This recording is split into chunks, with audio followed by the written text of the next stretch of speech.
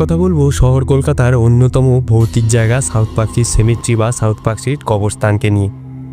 বলা হয় 250 বছরের পুরনো এই কবরস্থানের সমাধি থেকে আজও ফিসফিস করে কথা বলা ও বিভিন্ন শব্দ শোনা যায়। এমনকি বিকাল 5টার পর কাউকে প্রবেশ করতে দেওয়া হয় না এই সেমেট্রির ভেতরে। এই সেমেট্রি হলো পৃথিবীর প্রাচীনতম এবং সবথেকে বড় সেমেট্রি। গুড আফটারনুন বন্ধুরা, আমার আরও একটা নতুন ভিডিওতে তোমাদের সবাইকে স্বাগত জানাই। আজকে আমি চলে এসেছি কলকাতার অন্যতম সেরা ভুতুড়ে একটা স্থান সাউথ পার্ক স্ট্রিট সেমেট্রিতে চলে এসেছি। তো তোমাদেরকে সমস্তটা আমি ঘুরিয়ে দেখাবো। প্রচুর সমাধি দেওয়া রয়েছে পরপর পরপর, আর এগুলো না প্রত্যেকটা একটা একটা করে নাম্বারিং। 72 এগুলো পরপর নাম্বার করা আছে, 71, এই যে এটা 71। এই যে বড় বড় যেগুলো দেখছেন একটু দালান টাইপের, এগুলো কিন্তু কোনো দালান নয়, এগুলোও কিন্তু এক একটা মানুষের সমাধি। এখানেও কিন্তু কাউকে না কাউকে সমাধিস্থ করা হয়েছিল। এই যে দেখুন, এই যে লম্বা করে এইটার তলায় অনেকে সমাধি দেওয়া হয়েছিল। আর আমার আশপাশে কিন্তু এই মুহূর্তে কেউ নেই, যদিও দিনের আলো রয়েছে, কিন্তু গা কিন্তু ছমছম করবেই তোমার। এখানে দেখো একটা লোক কিন্তু নেই আমার আশপাশে। আপনারা ভূত বিশ্বাস করেন না, কথা দিচ্ছি এই জায়গাটাতে একবার আসুন, কিছু একটা ফিল হবেই আপনাদের। এই যে বন্ধুরা, এনাকে চেনেন না এরকম কিন্তু মানুষ খুবই কম রয়েছে। ইনি হচ্ছেন হেনরি লুইস ভিভান ডিরোজিও, খুবই বড় একজন উনি কবি, কিন্তু তারও কিন্তু সমাধি আমরা এই সাউথ পার্ক স্ট্রিট সেমেট্রির ভেতরেই দেখতে পাবো। এই যে দেখুন, এখানেই কিন্তু ওনাকে সমাধি দেওয়া হয়েছিল। উনি মারা গিয়েছিলেন 26শে ডিসেম্বর 1831-এ উনি মারা গিয়েছিলেন, আর তারপরেই ওনাকে এখানে সমাধিস্থ করা হয়েছিল। এরকম পরপর প্রচুর সমাধি রয়েছে, আর ঠিক তারও পাশেই রয়েছেন ইনি। চলুন বন্ধুরা একটু ভেতরের দিকে ঢোকা যাক। মেন রাস্তা দিয়ে দিয়ে হাঁটছি, ঠিক ভাইবটা আসছে না, ভেতরের দিকে যাওয়া যাক। ঘন জঙ্গল, সাথে কিন্তু প্রচুর সমাধি চারিদিকে। আমি কিন্তু একদম ভেতরে চলে এসেছি জঙ্গলের, রাস্তা ছাড়িয়ে। একা আসলে কিন্তু কিছু একটা আপনার মনে হবেই। জায়গাটিকে আপনারা পারলে সন্ধ্যের আগে আসেন, মানে ধরুন 5টার সময় বন্ধ হয়ে যায়, ঠিক এখন শীতকাল তো, মানে 3:30 পৌনে 4টে রোদ পড়ে যায়, ওই রকম দিকে আসবেন, তাই একা আসবেন, ঠিক আছে? তাহলেই কিন্তু আসল ভাইবটা পাবেন। দেখুন কত সমাধি, দেখুন আমি এক একটা নাম্বারিং দেখছিলাম, 895, 896, মানে এখানে যে কতজনকে সমাধি দেওয়া হয়েছে তার কোনো কিন্তু মানে গুণে শেষ করতে পারবে না। আমি লাস্ট দেখলাম 896, 897 পর্যন্ত দেখলাম। প্রচুর কিন্তু এগুলো টোটালটাই পুরো সমাধি দেওয়া রয়েছে। হয়তো আমি যেখানে হেঁটে যাচ্ছি এই তলায় হয়তো কারোর হয়তো সমাধি দিয়েছে, যেগুলোর মন্দির বা এরকম টাইপের কিছু করা হয়নি, সেগুলো নিচেই থেকে গেছে, বলা যায় না। না, এরকম প্রচুর কিন্তু সমাধি, আর জায়গাটা ভীষণ শান্ত নিরিবিলি। এই যে দেখুন, প্রচুর গাছও কিন্তু এখানে চাষ করা হচ্ছে।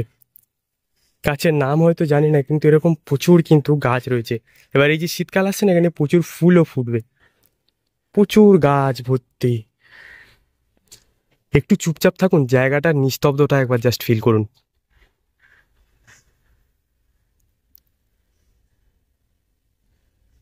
চলুন বন্ধুরা, হাঁটতে হাঁটতে এই সেমেট্রির কিছু ডিটেলস আপনাদেরকে বলে দিই। এই সেমেট্রিটা খোলা থাকে 10টা থেকে বিকাল 5টা পর্যন্ত, আর এন্ট্রি টিকিট হচ্ছে পার পার্সন 25 টাকা করে, যেটা কিন্তু মেন গেট থেকে তোমাদেরকে কাটতে হবে। এর ভেতরে কোনো রকম নেশার দ্রব্য বা কিছু নিয়ে কিন্তু ভেতরে ঢোকা যাবে। যাদের মোবাইল ক্যামেরা রয়েছে তাদের কিন্তু কোনো রকম চার্জ লাগবে না, শুধু এন্ট্রি টিকিট 25 টাকা দিলেই হবে। এবার যাদের আপনারা ধরুন ক্যামেরা নিয়ে আসছেন, ভিডিওগ্রাফি করবেন বা ফটোগ্রাফি করবেন, সেটা ক্যামেরা হলে কিন্তু টিকিট চার্জ তখন ওটা 50 টাকা হয়ে যাবে। এবার ঢোকার সময় আপনার ব্যাগ চেক করবে, সব কিছু চেক করে কিন্তু আপনাকে তারপর ভেতরে ঢোকাবে। হাঁটতে হাঁটতে আরও একটা বিশাল বড় সমাধির সামনে চলে এসেছি। দেখুন কতটা বড়, দেখুন।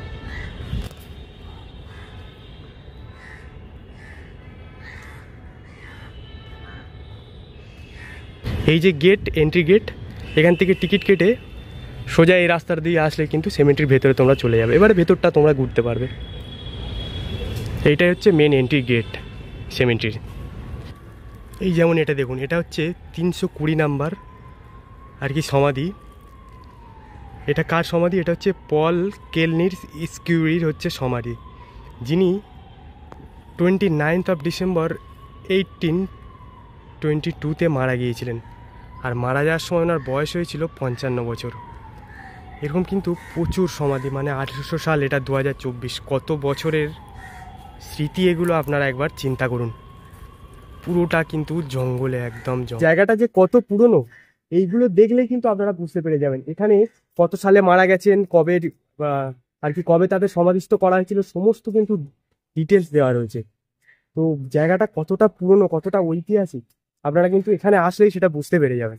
একবার জাস্ট ইমাজিন করুন, আপনি এরকম রয়েছেন একা, আর আপনার চারিপাশে এরকম হাজার হাজার মৃত ব্যক্তি ঘুমিয়ে রয়েছে চিরনিদ্রায়। দেখুন, আমি যেরকম একটুখানি পরিসরে পুরো একা, আমার চারিপাশ দেখুন, চারিদিকেই শুধু সমাধি আর সমাধি, কেউ নেই।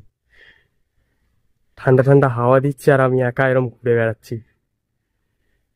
এবার বলে দিই এখানে কিভাবে আসে। সাউথ পার্ক সেমেন্ট্রিতে আসতে গেলে নিয়ারেস্ট লোকেশন খুব ভালো হচ্ছে শিয়ালদা থেকে আপনারা ডাইরেক্ট কিন্তু মল্লিক বাজার ক্রসিং এর বাস পেয়ে যাবেন।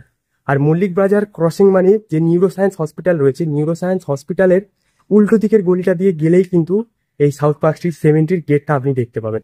বন্ধুরা, আজ এখানেই শেষ করলাম। আমার ভিডিওটা কেমন লাগে অবশ্যই কমেন্টে জানিও। আর একটা দিন এসে কিন্তু টাইম পাসের জন্য অবশ্যই ঘুরে যেতে পারো। আবারও ফিরবো নতুন কোনো ভিডিওর সঙ্গে। Till then, tata. ওই হচ্ছে যেটা দেখতে পাচ্ছেন, এটা হচ্ছে মল্লিক বাজার ক্রসিং। আর মল্লিক বাজার ক্রসিং থেকে আপনি ডান দিকে আসলে এই হচ্ছে সাউথ পার্ক স্ট্রিট সেমেন্ট্রির গেট।